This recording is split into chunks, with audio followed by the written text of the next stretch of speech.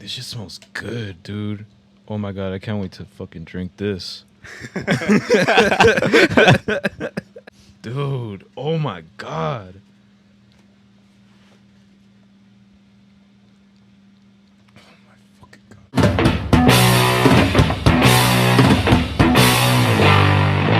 Hey, what's up, you guys? Welcome back to another episode of the StarRoom podcast. It's your boy Axel. And your boy Carlos. And you know the drill. You already know what's going to happen. We gonna start off with the Arnold question of the week. You know the deal. This week, Arnold's question is, how do you feel about veneers? And would you get them? Veneers, the fake teeth? Yeah. Nah, I wouldn't get them. You wouldn't get them? I think on some people they look cool. But like, for example, 6'9", they look too big. Yeah, sometimes they do look huge. Sometimes they look, and then you can choose what color they are. Like you can choose them to be like pure white or like a little bit of yellow, a little like make it look like actual bone color. You know what I mean? Some people would just go for the pure whites, and that shit looks fucking crazy. Yeah, I wouldn't get them. I would get grills. Grills is fire. Yeah. See, I got fucked up teeth already, bro, but I would not file them down into like little stubs because that's what they do, bro. They follow your don't real they put teeth. like lines, like they carve lines, don't they? They carve your whole like tooth into a nub. What the? And then they frick? fucking plug that shit in, bro. Oh, that sounds scary. Right? I mean, to each their own, right? Like everybody, like if you want to do them, go ahead, but do your research. That shit's because I think you gotta go back and get them like not touched up, but like redone. Like maintenance. Yeah, type? like you gotta go get them installed again, makes like sense. eventually, because they'll wear down. You know what I mean? Makes sense. They're not as strong as your real teeth, but If anything, I'll get permanent grills. perms is crazy. Dude, You've asked me if you should get perms before, haven't you? I said no. I told him not to. I would get like I'd be down to get a set of grills, but not perms. I feel like I want to be able to take them out and like clean my teeth underneath and shit. Yeah. Because I feel like you ever wake up like even with like some hot ass breath and you're just like, oh, my mouth feels so dirty, dude. Like I just want to scrub that shit out. So that's why I wouldn't get no grills. Honestly, you're right.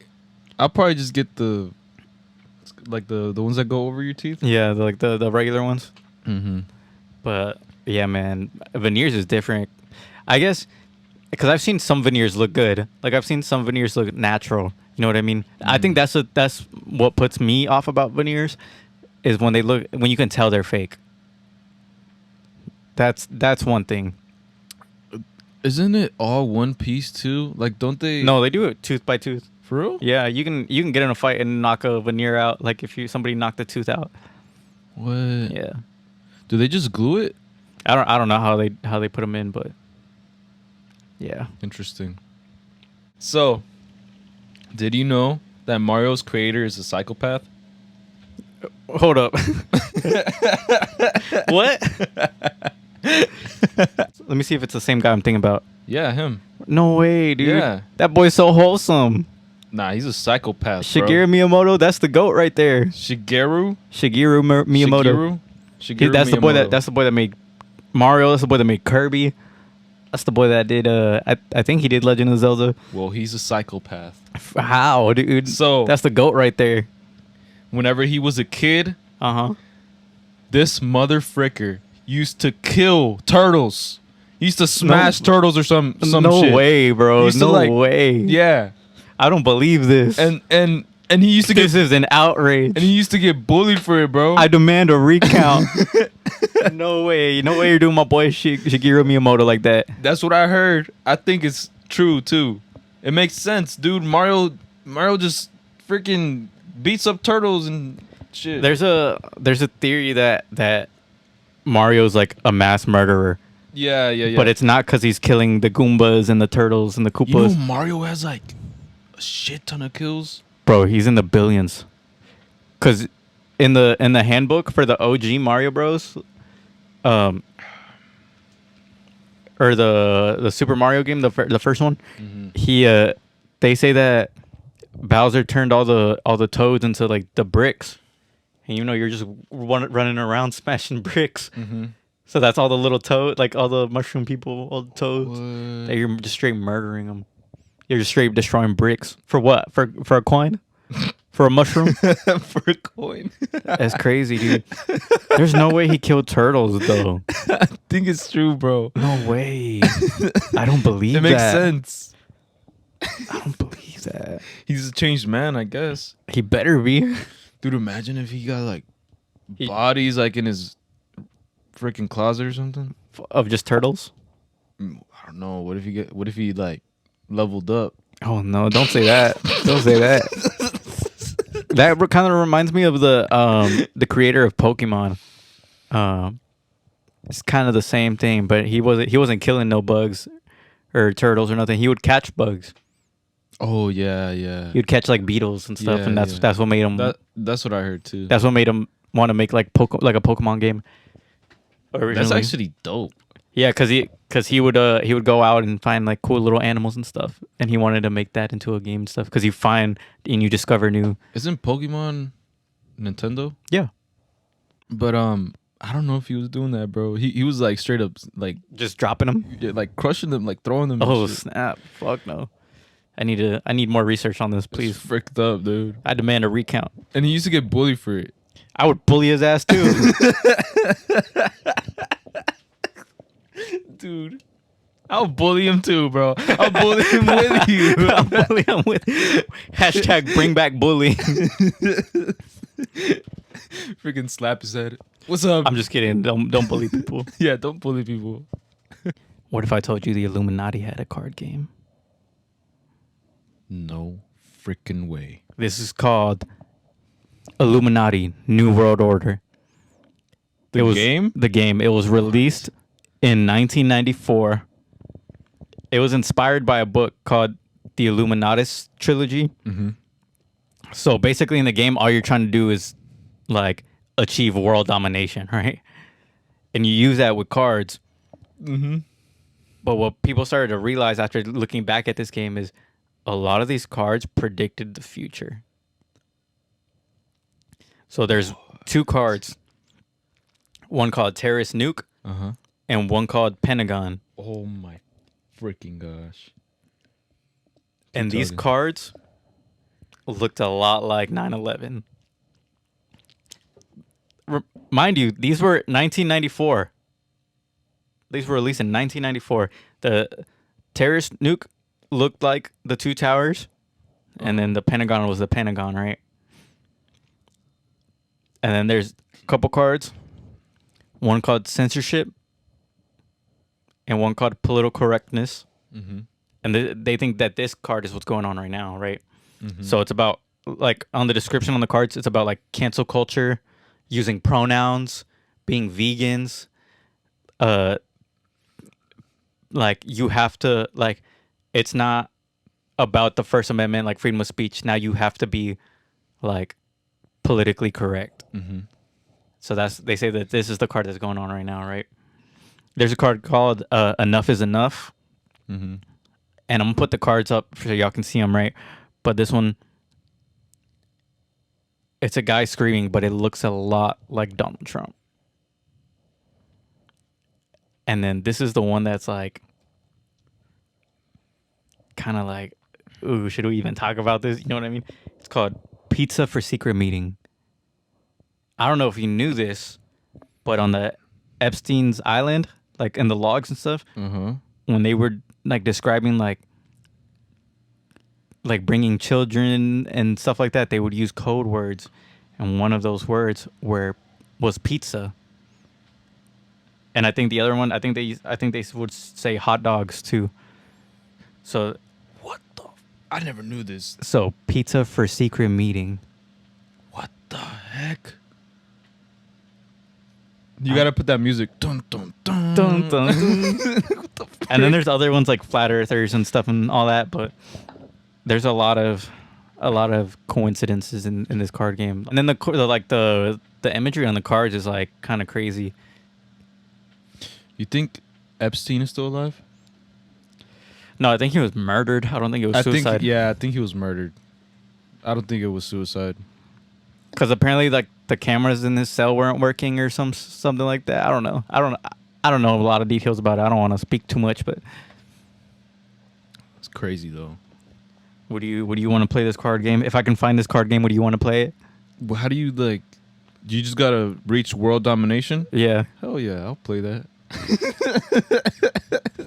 Let us know if y'all want to see us play the Illuminati card game. We can post it. Yeah. We can go on live or something. Oh, that'd be sick. What is one thing on your bucket list? One thing. Oh, this is a good question. I've never really sat down and like wrote my bucket list. I don't actually. You know what? I got a good answer. I really want to travel. Like, I really want to go to other countries. I really want to go to Paris. Mm-hmm. I really want to go to Tokyo. Dude, I want to go to Tokyo. Or even like Just Japan. Japan in general, like Shibuya, Kyoto. I want to go to all those places. Mm-hmm. I want to get some Japanese shorties. I just want to travel a lot of places. I think that's like the main thing on the bucket list. Mm-hmm. I don't know what else I would have on the bucket list. I feel like I know what's on my bucket list. I want to go to WrestleMania. Dude, that'd be sick. And not just go to WrestleMania, be like front row at WrestleMania. Do you get like custom chairs? Do you get custom chairs at every pay-per-view? You could take them, right? Yeah. If you're on the floor, like if you're in the first couple rows, I'll definitely take that bitch. they sell them, bro. They sell them on eBay and shit. That's dope. But yeah, definitely want to be front row at a WrestleMania one day. That's dope. I wanna be front row just to like see how many like, you know how they like high five people. Yeah. I want to see how many high fives I get. If they're a heel, you're not gonna get any. Oh yeah, because they just be walking past them, fucking thinking they're better than everybody. Yeah. But yeah, I think those are my two things on the bucket list: is go to WrestleMania and travel the world. Good answer. Oh, I want to go see the House of Balloons house, the weekend house that he used to live in Canada. Mm-hmm. I want to go see that house too. Wasn't that his first album or something? Yeah, first project. Dope. What's your answer? What's on your bucket list? What is on Carlos's bucket list? This is gonna sound corny, bro, but I just want a wife and kids, bro. Hey man, that's a good answer though. Like, that's all I want. A lot of people get that and then they don't appreciate it, and that's what divorce is from. Mm-hmm. And a lot of people don't get there anyway. Like, a lot of people don't get to that. So that's a good answer. I literally was about to say that too, low key, but I didn't want to give no answer like that. I wanted to go crazy. But yeah, that's a good answer. That's a respectful answer. Yeah. Okay. I'm gonna ask you a question, and I'm gonna see if you have the answer for me. Okay. How much do you think a human soul weighs? Do you think there's any weight to it?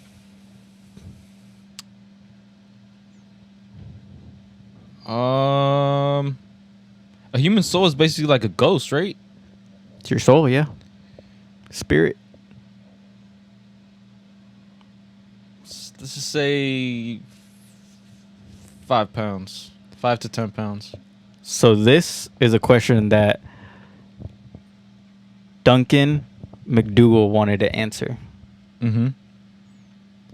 So he wanted to try to prove that a human soul has weight, and wanted to try to measure it. Mm-hmm. And his theory went: if a human soul leaves its body, you would be able to weigh it, mm-hmm. and like tell how much mass they lost. What a smart dude. So he had 6 terminal patients. I mean, said they were going to die regardless, right? Mm-hmm. They were terminally ill. 5 men, 1 woman. Mm-hmm. And as they passed away, they were put on a industrial scale, right? Their bodies were put on an industrial scale. Mm-hmm. And when they passed, they lost an average 3/4 of an ounce, or 21 grams. Every single one of them lost 21 grams. So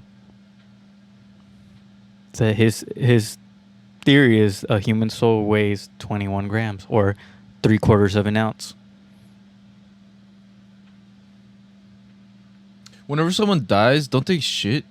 Sometimes you relax all your muscles and everything relaxes. So, like, if you got something in there, it'll come out. But that wouldn't count as because it was on the scale. It would still be on the scale. They would shit on the scale. So whatever was inside you comes out. It's gonna weigh the same.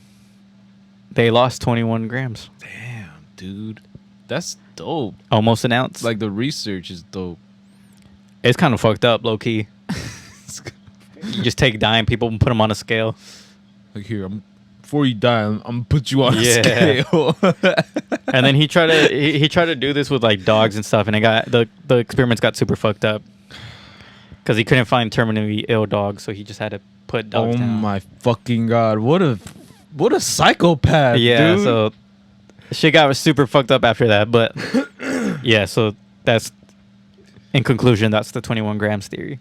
I would bully him. What's up with all these animal killers?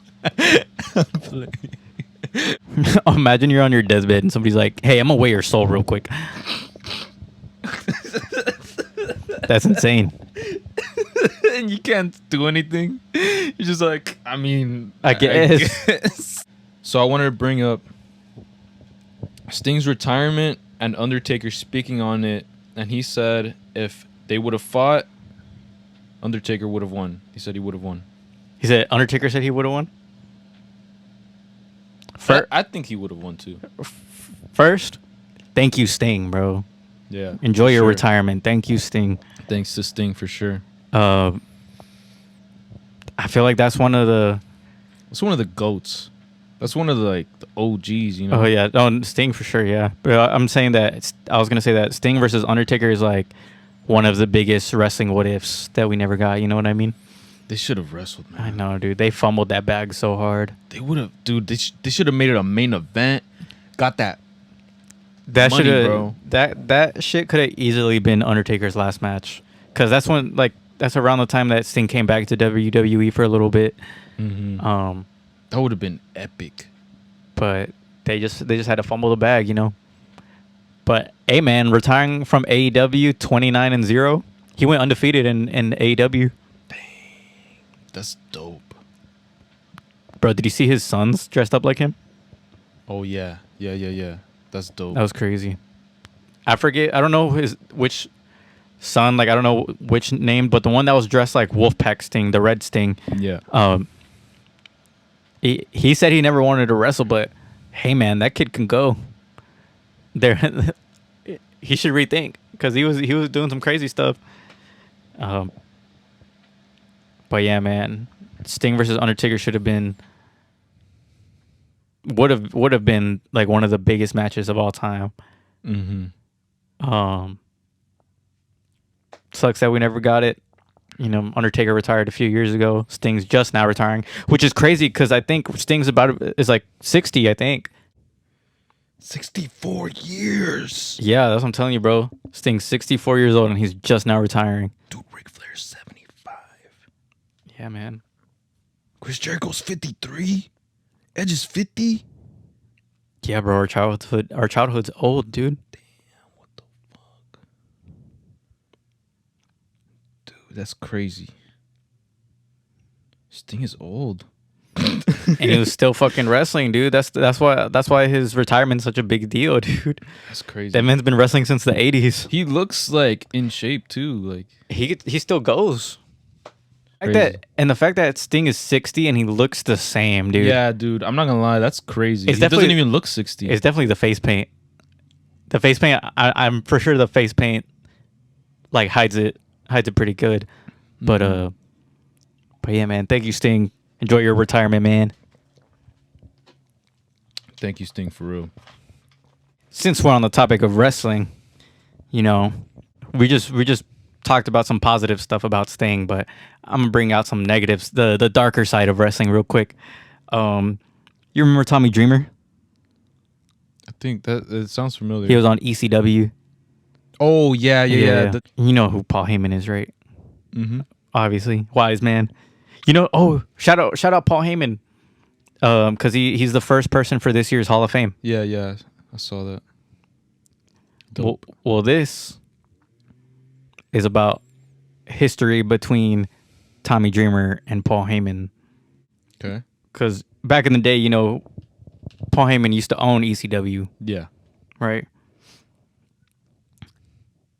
So back in the day when Paul Heyman was running ECW, Mm-hmm. he was looking for more talent to hire, right?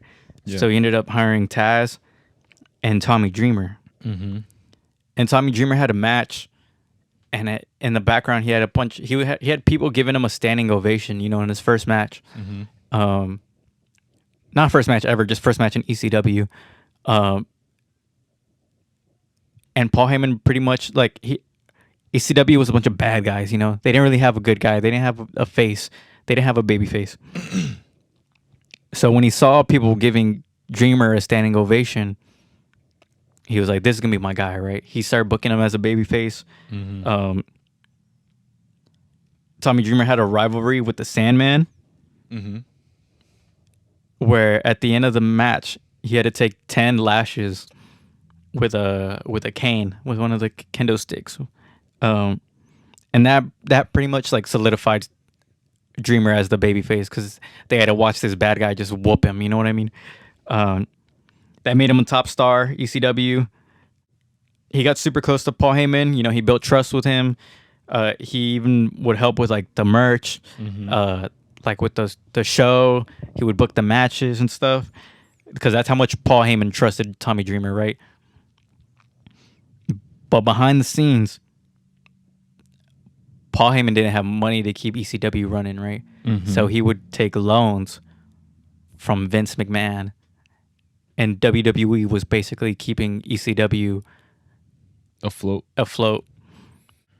In return, ECW gave WWE first pick at wrestlers, right? They would train the wrestlers, get them all built up, and WWE would get first pick. If they didn't want them, they would send them to WCW or wherever, whoever else wanted them. Mm-hmm. And all this money kept coming in, right? But Paul Heyman would start gambling it, and he wouldn't make money back. He wouldn't pay his wrestlers. There were a lot of wrestlers who wouldn't get paid for months, and this made a lot of people not trust Paul Heyman, and they would if a company came knocking for them and try to give them money to sign with them, they would leave no issue, right? Because they didn't have to be loyal to ECW. They weren't getting paid or nothing. One day, WCW offered Tommy Dreamer $750,000. That's a nice amount of cash right there. That's a lot. That's life-changing money, right? Mm-hmm.